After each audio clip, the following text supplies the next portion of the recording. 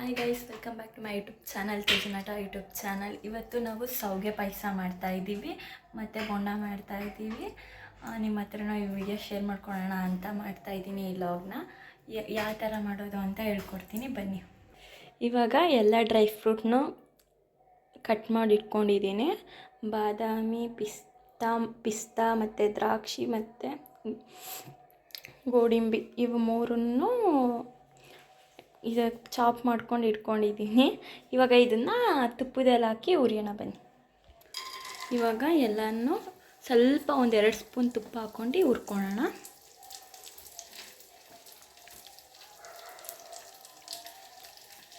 Full roast ಆಗಂಗೇನು ಹುರ್ಕೊಳೋದು ಬೇಡ, ಸ್ವಲ್ಪ ಒಂದು ಮೀಡಿಯಮ್ ರೋಸ್ಟ್ ಆಗೋ ತನಕ ಹುರ್ಕೊಳ್ಳೋಣ.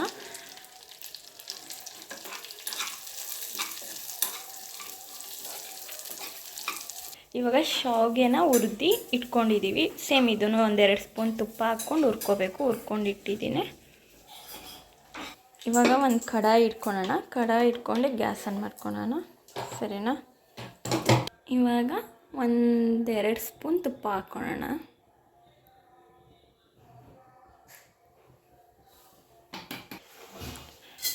ಇದು ತುಪ್ಪ ಬಿಸಿ ಆದಮೇಲೆ ಶಾವಿಗೆ ಹಾಕ್ಕೋಬೇಕು. ಹುರಿದಿಟ್ಕೊಂಡಿರ್ತೀವಲ್ಲ ತುಪ್ಪದಲ್ಲೇ, ಸೊ ಅದನ್ನು ಹಾಕ್ಕೊಳ್ಳೋಣ. ನಾವಿವಾಗ ಅರ್ಧ ಪ್ಯಾಕೆಟ್ ಹಾಲು ತೊಗೊಂಡಿದ್ದೀವಿ. ಇವಾಗ ಹಾಲನ್ನ ಹಾಕೋಣ.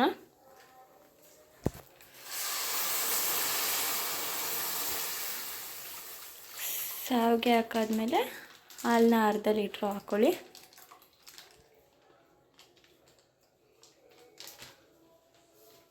ಇದನ್ನ ನೀಟಾಗಿ ಟರ್ನ್ ಮಾಡ್ಕೊಳ್ಳಿ.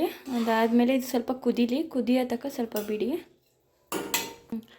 ಇವಾಗ ಸಕ್ಕರೆ ಹಾಕ್ಕೊತಾ ಇದ್ದೀನಿ. ಒಂದು 6 ಸ್ಪೂನ್ ಸಕ್ಕರೆ ಹಾಕ್ಕೊತಾ ಇದ್ದೀನಿ. ನಿಮಗೆ ಎಷ್ಟು ಬೇಕು ಶುಗರ್, ನೀವು ಎಷ್ಟು ತಿಂತೀರೋ ಅದನ್ನು ನೋಡ್ಕೊಂಡು ಹಾಕ್ಕೊಳ್ಳಿ. ನಮ್ಮ ಮನೇಲಿ ಸ್ವಲ್ಪ ಸ್ವೀಟ್ ಕಮ್ಮಿ ತಿಂತಾರೆ, ಅದಕ್ಕೆ ಒಂದು 6-7 ಸ್ಪೂನ್ ಹಾಕ್ಕೊತಾ ಇದ್ದೀನಿ. ಇದು ಹಾಕ್ಕೊಂಡು ಒಂದು ಸಲ ಟರ್ನ್ ಮಾಡಿಬಿಟ್ಟು ಸ್ವಲ್ಪ ಅದು ಕರಗಬೇಕಲ್ವ, ಕುದಿಯೋ ತನಕ ಬಿಡಬೇಕು.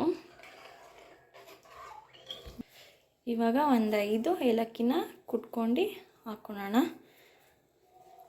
ಅದ್ರ ಜೊತೆಗೆ ಡ್ರೈ ಫ್ರೂಟ್ಸ್ನು ಇವಾಗಲೇ ಆ್ಯಡ್ ಮಾಡಿಬಿಡೋಣ, ಹಾಕ್ಬಿಡೋಣ.